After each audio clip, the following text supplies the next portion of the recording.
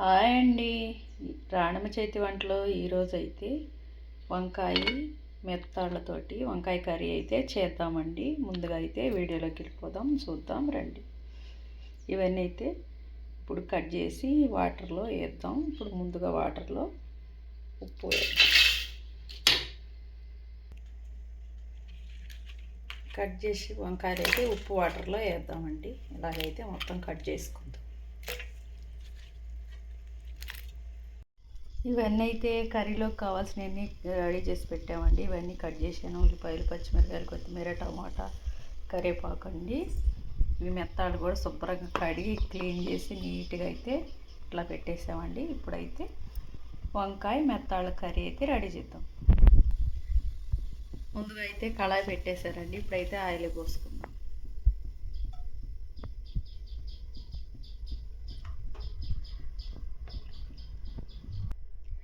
Oil అయితే వేడెక్కిందండి. ఇప్పుడు ఇందులో ఉల్లిపాయలు వేసి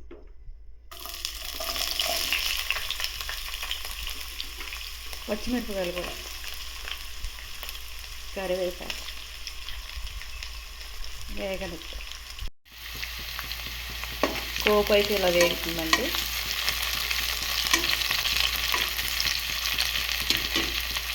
కోపు అయితే వేగిందండి. ఇప్పుడు ఈ కడిగి పెట్టుకున్న మెత్తాళ్ళు అయితే ఇందులో వేద్దాం. మెత్తాళ్ళు అయితే ఇలా బాగా వేగేయండి, ఎరడాలుగా వచ్చేసినాయి. ఇప్పుడు ఇందులో కొంచెం అల్లం వెల్లిపాయ పేస్ట్ పెట్టు.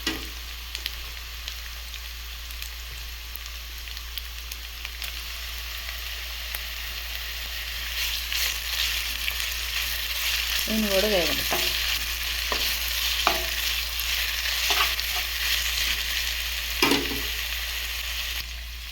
మనం ముందుగా కట్ చేసి పెట్టుకున్న వంకాయ ముక్కలను అయితే ఇందులో వేసేయాలి.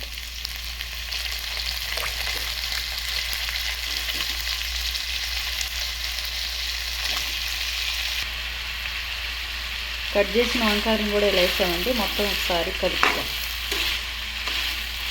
కొద్ది మగ్గనిద్దాం. కర్రీ అయితే ఇలా మగ్గిందండి. ఒకసారి తీసి చూద్దాం.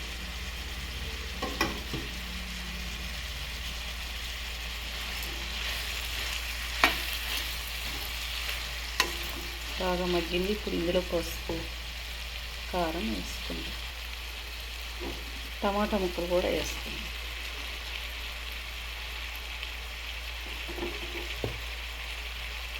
పసుపు వేసుకుందాం. కారం కూడా వేసుకుందాం.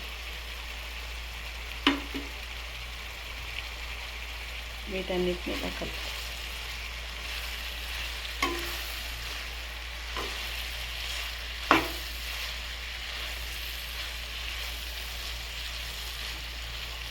ఇదైతే ఇలా బాగా సన్న సిమ్లో మగ్గనిద్దాం.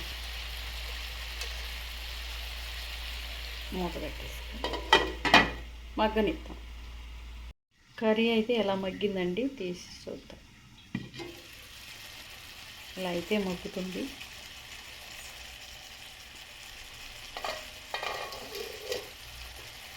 ఇది ఒకసారి కలుపుతాం.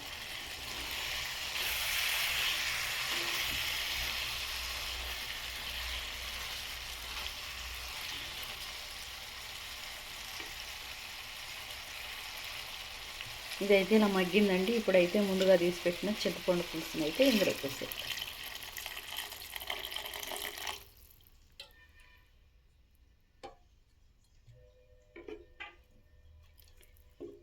ఒకసారి మొత్తం ఇలా కలుపుతాం.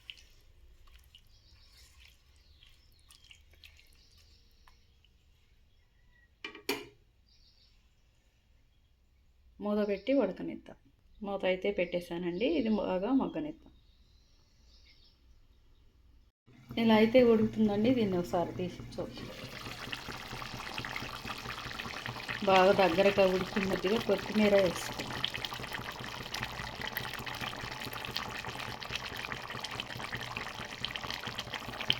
మొత్తం ఇలాగ ఒకసారి అయితే కలుపుతాం.